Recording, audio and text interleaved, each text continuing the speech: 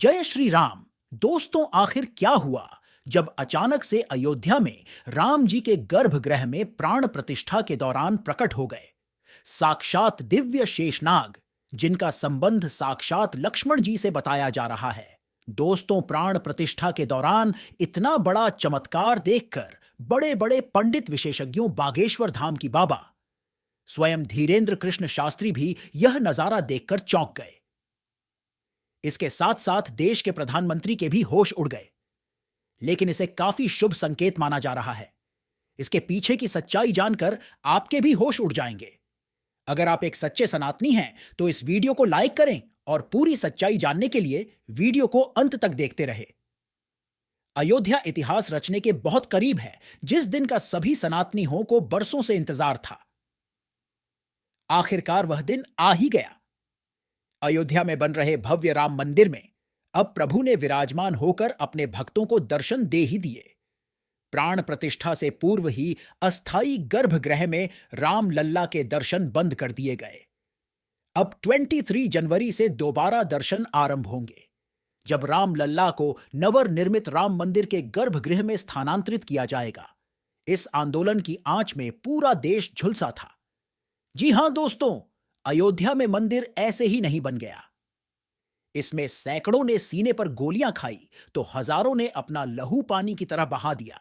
बात हो रही है राम जन्मभूमि यानी अयोध्या की, जो 22 जनवरी को राम मंदिर की प्रतिष्ठा हुई है।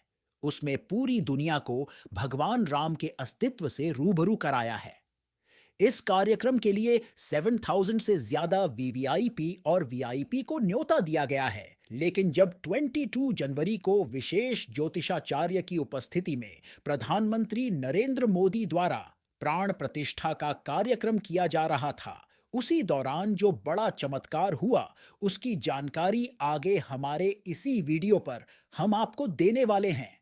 सच्चाई सुनकर आपके भी रोंगटे खड़े हो जाएंगे। तो दोस्तों, इस वीडियो को पूरा देखकर जाएगा।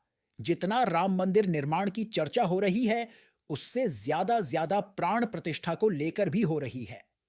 जब नरेंद्र मोदी यजमान प्राण प्रतिष्ठा की तैयारी करने पहुंचे, चारों भाइयों के साथ राम लल्ला की छोटी प्रतिमा और 5 फुट की बालक स्वरूप राम लल्ला की बड़ी प्रतिमा गर्भगृह में स्थापित की गई।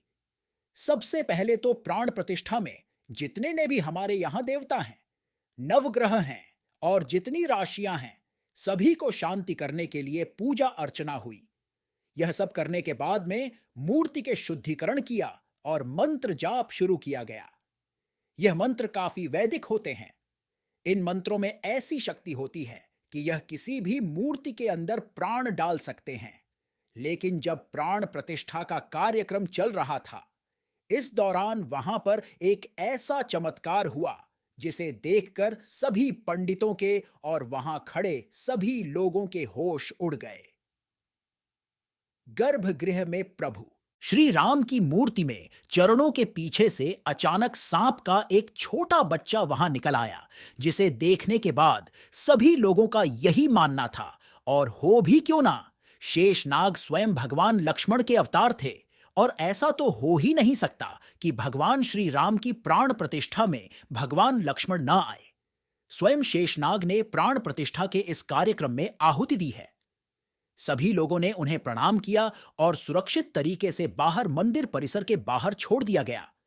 लेकिन सबके मन में यही सवाल था, गर्भगृह बहुत सुरक्षित है, चारों तरफ से अंदर किसी जीव जंतु के आने की कोई संभावना नहीं है, तो सांप को छोटा सा सांप का बच्चा मूर्ति के पैरों में आखिर कहां से आया था? क्या वह वहां पर चमत्कारी रूप से प्रकट हुआ था? इसके बाद इस चमत्कार को शुभ संकेत मानकर स्वयं लक्ष्मण जी की वहां पर उपस्थित मानकर पुनः प्राण प्रतिष्ठा का कार्यक्रम शुरू किया गया। अब सबको इंतजार था उन 84 सेकंड का, जिसके दौरान प्रभु श्री राम की आंखों से पट्टी हटने वाली थी और मूर्ति में प्राण प्रतिष्ठा होने वाली थी। इन 84 सेकंड को विशेष मुहूर्त के तौर पर देखा जाता है, जिसे अभिजीत मुहूर्त कहते हैं, जो कि 11 o'clock बजे से लेकर 12 के बीच कुछ सेकंड होते हैं। और जैसे ही 11 से 12 बजे के बीच अभिजीत मुहूर्त का निर्माण हुआ, उन खास 84 सेकंड के दौरान विशेष ज्योतिषाचार्य द्वारा प्रभु श्री राम की आंखों की पट्टी खोल दी गई। मूर्ति की आंखों के सामने रखा हुआ कांच अपने आप टूट गया और मूर्ति की प्राण प्रतिष्ठा संपन्न हुई। मतलब कहा जाए कि प्राण प्रतिष्ठा अर्थात पत्थर की मूर्ति के जीवंत करना है। चाहे पत्थर की मूर्ति हो, चाहे धातु की मूर्ति हो, चाहे लकड़ की मूर्ति हो, जो भी मूर्ति होती है, प्राण प्रतिष्ठित होने पर ही वह पूजनीय होती है। यदि प्राण प्रतिष्ठा नहीं है तो जैसे दुकान में पड़ी हुई मूर्ति वही है, तो इसीलिए उसकी विधि विधान से प्राणम प्रतिष्ठा की व्यवस्था है। जो शक्तियां परमात्मा में होती हैं, उन मंत्रों के द्वारा उन सारी शक्तियों को उस प्रतिमा में स्थापित किया जाता है, जिससे लोग और हां दोस्तों, राम मंदिर बनने की खुशी में भारत में कई स्थानों पर लोगों ने लंगर लगाया और प्रसाद बंटवाया। दर्शन करने के बाद और लाभ उठाते हैं और उन जिन जिन भावनाओं के साथ उनका दर्शन करते हैं, उनका कल्याण होता है। अब सवाल उठता है कि अगर प्राण प्रतिष्ठा के दिन आम जनता राम मंदिर के दर्शन नहीं कर सकती है, तो उनके लिए मंदिर के द्वार कब खुलेंगे? बता दें कि आम जनता के लिए राम मंदिर के द्वार 25 जनवरी से खुल जाएंगे। हालांकि मंदिर के दर्शन के लिए लोगों को पहचान संबंधित अपने दस्तावेज लेकर जाने होंगे। इन दस्तावेजों की लिस्ट में आधार कार्ड को पहले नंबर पर रखा गया है। इसके अलावा देश भर में संघ के 45 प्रांतों में रहने वालों को भी राम मंदिर दर्शन का न्योता भेजा गया है। अब हम आपको अयोध्या में बने इस राम मंदिर की कुछ ऐसी हैरान करने वाली विशेषताएं बताएंगे जिसके बारे में आपको भी नहीं पता होगा। और अगर आप एक सच्चे राम भक्त हैं, तो वीडियो के साथ अंत तक जरूर बन रहे मंदिर का निर्माण प्राचीन भारत की नागर शैली में किया गया है। मंदिर की ऊंचाई कुतुब मीनार की लगभग 70 फीट है। अयोध्या में भव्य राम मंदिर भारतीय पारंपरिक विरासत का एक सुविचार, वैज्ञानिक रूप से क्रियान्वित और अद्भुत नमूना है।